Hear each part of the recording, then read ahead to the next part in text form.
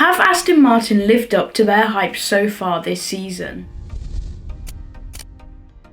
Hi guys and welcome to the channel, and today we have a special guest, so make sure you stick around to find out who that special guest is. At the beginning of this year I thought Aston Martin had lots of potential, especially coming off that 4th place in the Constructors last year, very nearly 3rd place if it wasn't for McLaren stealing it off them. So you would probably expect the same for Aston Martin this year, but they're 7th in the Constructors at the minute, which isn't very impressive compared to 4th or even 3rd. Part of the reason could be because they haven't been scoring consistent points at every single race. For example, Stroll has only scored points on 6 occasions so far this year. Vettel has only scored points at 4 races so far this year, and that does include a podium, but for a 4-time world champion, that is not impressive at all. Now, could they have done any better? I think they could have if it weren't for their 3 DNFs and 1 disqualification for Vettel.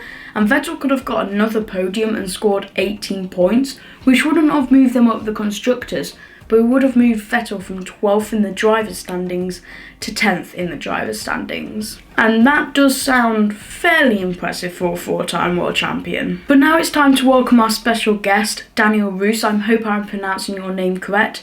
So let's head to Daniel. So the question we're asking ourselves is whether or not Aston Martin have found their feet in Formula 1. And whilst they obviously do still have some work to do, they're doing pretty well for a first season in my opinion. Obviously they aren't anywhere near where they were as Racing Point in 2020, but they do have a new driver in Sebastian Vettel, and their car is actually original this year, as opposed to the Mercedes W10. Whilst Lance Stroll isn't having the best of seasons, Aston Martin is bringing back why we all love Seb. He's had 1 second place, and would have 2 if it were not for a miscalculation within the team. You can really see that he's getting his mojo back, which he lost at Ferrari. Looking into the future, this year I haven't heard a word out of Otmar Safnauer's mouth, which hasn't been criticising the 2021 regulations. But with the new regulations in 2022, it will be new to all teams, so I'm sure that we'll see Aston Martin back up the grid soon. Thank you very much, Daniel, and continuing on from you, can Aston Martin do better in the future? And I definitely think they can if they take advantage of the 2021/2022 regulations. The grid will be a level playing field, so Aston Martin just needs to jump in there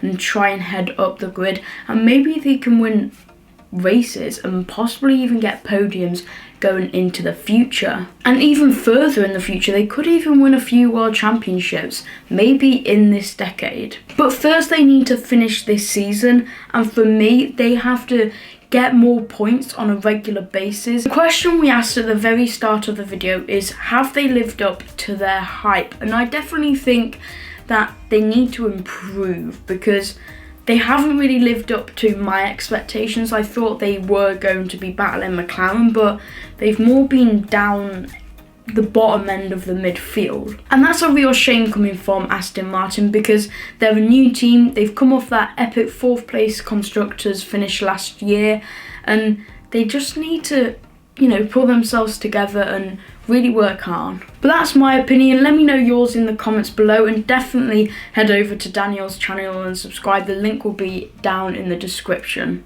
But that's the end of the video. Thank you very much to Daniel, and I'll see you guys in the next video.